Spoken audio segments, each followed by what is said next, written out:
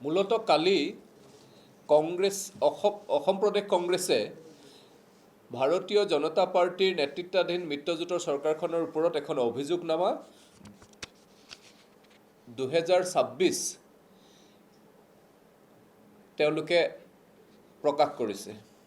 এই অভিযোগনামাখনত তেওঁলোকে সমগ্ৰ কথাবিলাক কোনো ধৰণৰ তথ্য পাতি আৰু বাস্তৱসন্মত পৰিস্থিতি অধ্যয়ন নকৰাকৈ এই অভিযোগনামাসমূহ প্ৰকাশ কৰিছে।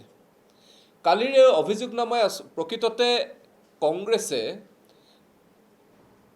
কংগ্ৰেছ দলটোত যে বৌদ্ধিক দৈন্যতাৰ অভাৱ ঘটিছে আৰু একে সময়তে অসমৰ সমাজ জীৱনৰ লগত তেওঁলোকৰ যে কোনো সম্পৰ্ক নাই, এই কথাটো প্ৰকাশিত হৈছে। আপোনালোকে এটা কথা মন কৰিব যে তেওঁলোকৰ এই যি অভিযোগনামা, এই অভিযোগনামাৰ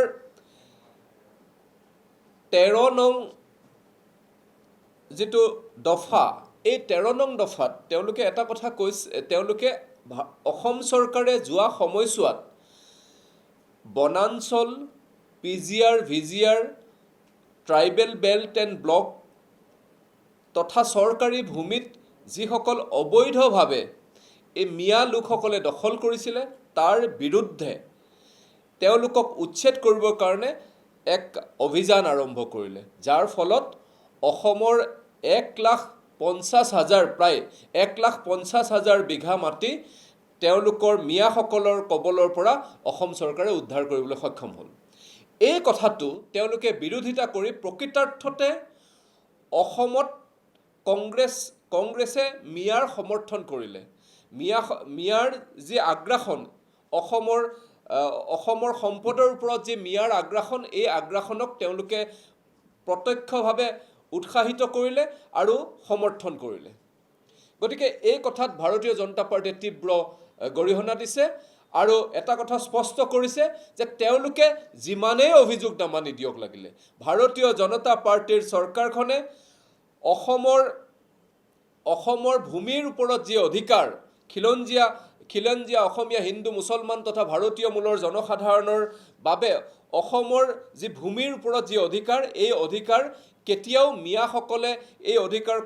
মিয়াসকলে যাতে এই অধিকাৰৰ পৰা আমাক বঞ্চিত কৰিব নোৱাৰে, তাৰ কাৰণে চৰকাৰখনে কাম কাজ কৰিব আৰু চৰকাৰখনৰ এই যি উচ্ছেদ নীতি, এই নীতি নিৰবিচ্ছিন্নভাৱে চলি থাকিব, দুগুণ উৎসাহেৰে চলি থাকিব।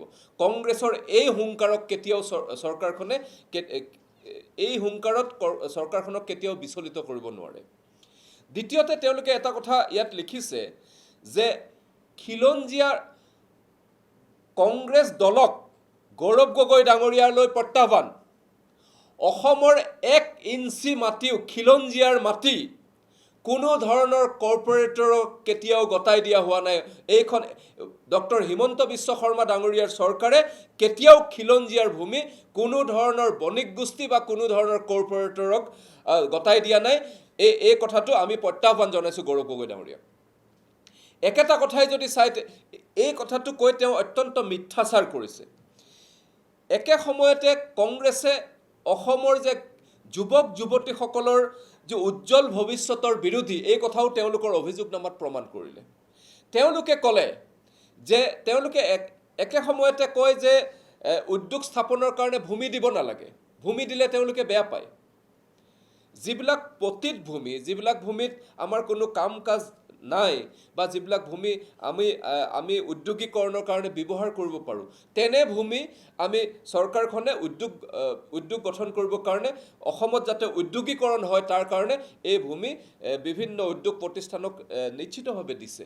তাৰ উদাহৰণ যদি চাই তেতিয়াহ'লে ভগ্নপ্ৰায় যি আমাৰ কাগজ কল আছিলে জাগিৰোড, এই কাগজ কল কংগ্ৰেছৰ দিনতে নিশেষ হ'ল। সেই তাৰ পৰিৱৰ্তে এতিয়া ছেমি কণ্ডাক্টৰ প্ৰকল্প বনাবৰ কাৰণে, য'ত প্ৰায় 27,000 ল'ৰা ছোৱালী অসমৰ যুৱক যুৱতীয়ে চাকৰি পাব, প্ৰায় 40,000 পৰা 1 লাখ যুৱক যুৱতীয়ে পৰোক্ষভাৱে তাত নিয়োজিত হ'ব, এই ধৰণৰ এটা ডাঙৰ প্ৰকল্প নিৰ্মাণ কৰিবৰ কাৰণে দিয়া হৈছে।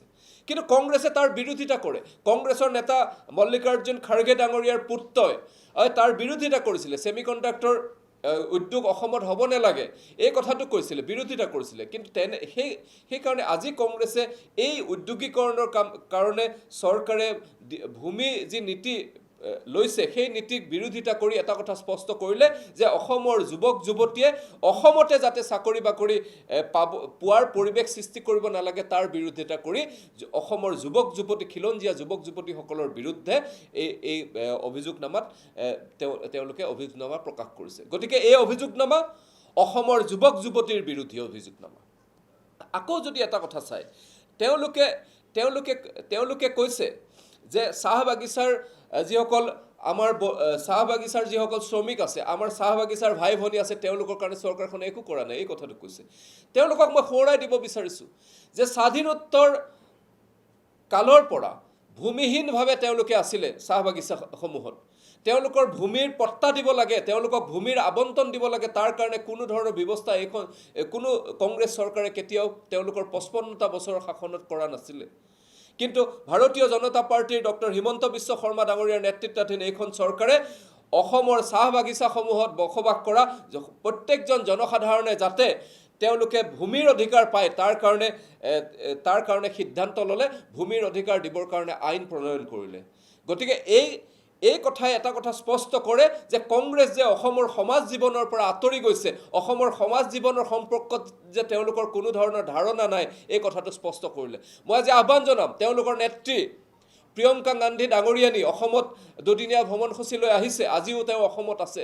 মই গৌৰৱ গগৈ ডাঙৰীয়াক আহ্বান জনাম যে প্ৰিয়ংকা গান্ধী ডাঙৰীয়ানীক আমাৰ কোনোবা এখন চাহ বাগিচালৈ লৈ যাওক আৰু এই চাহ বাগিচাখনত থকা আমাৰ চৰকাৰে ডক্টৰ হিমন্ত বিশ্ব শৰ্মা ডাঙৰীয়াৰ নেতৃত্বাধীন চৰকাৰে নিৰ্মাণ কৰা সেই পকা ৰাস্তাবিলাকক এবাৰ খোজ কঢ়াই দেখুৱাওক।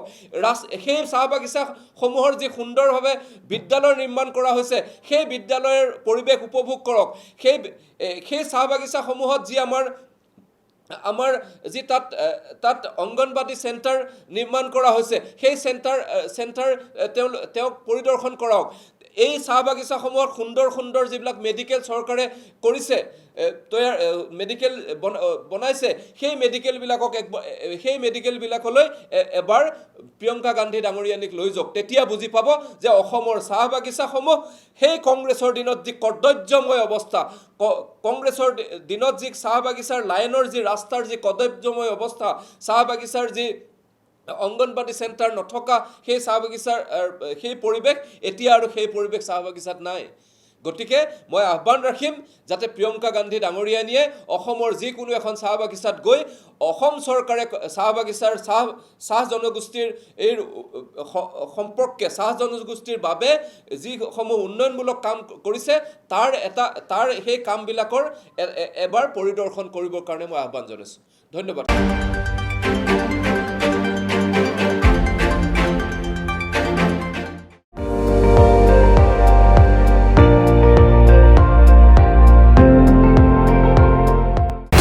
আপুনি চাই আছে ND24, সৰ্বশ্ৰেষ্ঠ নহয় সৰ্বোত্তমৰ দৌৰা।